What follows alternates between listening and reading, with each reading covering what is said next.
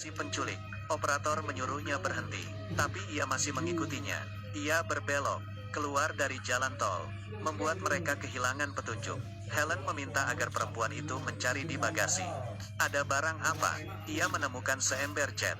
Helen memintanya mengeluarkan cat itu dari lubang, meninggalkan jejak sepanjang jalan, dan pada waktu bersamaan membuat helikopter tahu. Mulai mencari orang di belakang mobil si penculik. Menyadari cat, tapi ia tidak sadar bahwa orang di depannya adalah seorang penculik, dan memberitahunya soal cat yang bocor di bagasi. Si penculik panik dan keluar jalur. Ia membuka bagasi, berniat menyetrum si wanita lagi. Kali ini ada seorang yang lewat. Si penculik menggunakan obeng, mengancam si wanita agar tetap diam. Orang itu melihat si penculik panik, balik ke mobil dan menelepon polisi. Saat ia menelepon, si penculik menghancurkan jendela, memukuli orang itu, dan memasukkan dirinya bersama si wanita. Di dalam bagasi mobil, si wanita menangis dan memberitahu Helen. Si penculik mengganti mobil, tapi belum sempat berbicara lagi. Si orang yang lewat itu bangun, mulai berteriak. Ini membuat marah si penculik. Ia berhenti, menusuk orang itu hingga mati. Lihat dengan matamu sendiri, si wanita berkata dengan putus asa. Tapi Helen tidak mau menyerah. Ia menyemangatinya, mengambil dompet dari mayat pria itu. Melihat identitasnya, Helen berhasil menemukan plat nomornya. Pada saat yang bersamaan, polisi menemukan mobil yang ditinggalkan si penculik. Walau sidik jari yang ditinggalkan membuat mereka menemukan alamatnya, tapi istri si penculik sepertinya tidak tahu akan kasus penculikan ini.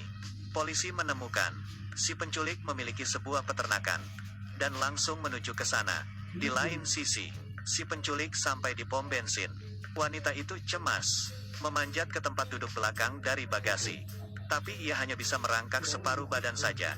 Ia melambaikan tangan, berteriak agar staf membantu dirinya. Akhirnya disadari si staf. Ia menghampiri si penculik dengan pisau, sembari mencoba membuka pintu mobil. Tapi si penculik langsung mengincar dirinya, menyemprotkan dirinya dengan bensin. Si penculik melempar korek api, dan si staf terbakar. Ia membuka bagasi lagi, memukul si wanita. Helen kehilangan kontak dengannya setelah beberapa saat sampai di peternakan. Saat ia mengeluarkan si wanita, melihat ia sudah menelepon selama 1,5 jam, Helen membuatnya menyerah. Jangan sakiti dia.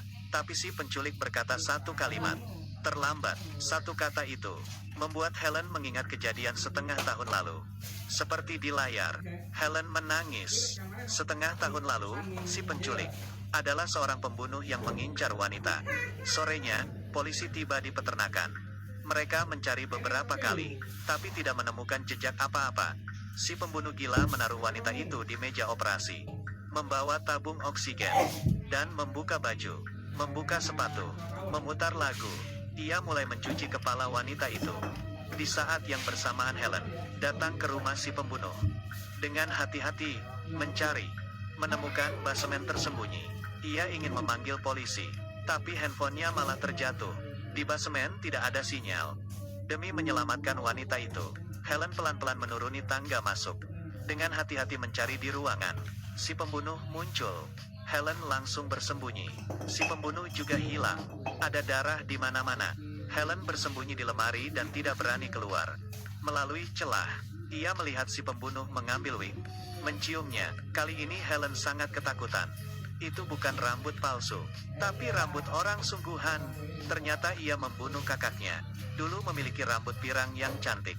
Kemudian tidak lama ia meninggal. Dan itu membuatnya mulai jadi pembunuh dan mengincar gadis pirang, mengoleksi rambut. Kali ini tampaknya ia berhasil menemukan Helen. Pelan-pelan menghampirinya.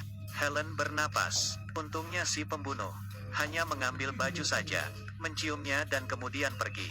Ia kembali ke ruangan operasi tadi, mengambil pisau kecil, bersiap memotong kulit kepala si wanita sebagai koleksi baru. Dalam kejadian itu, Helen diam-diam menghampiri si pembunuh, menghajarnya. Ketika ia memukulnya, si pembunuh langsung bangun, mendorong Helen ke kolam, berencana membuatnya mati tenggelam. Si wanita memukul si pembunuh tepat waktu. Sekarang mereka berdua berlari, tidak terkejar. Tiba-tiba si pembunuh berteriak, "Sekali lagi kamu lolos dariku." Helen menendangnya. Mereka akhirnya aman. Helen yang kaget mengeluarkan handphone. Berencana memanggil polisi. Si wanita menghentikannya. Helen tahu apa yang harus dilakukan. Mereka mengikat si pembunuh dan menaruhnya di ruangan rahasia. Berencana membuatnya jera. Muka si pembunuh akhirnya menunjukkan rasa takut. Ia meminta ampun. Tapi Helen menengok, berkata dengan dingin, "Sudah terlambat."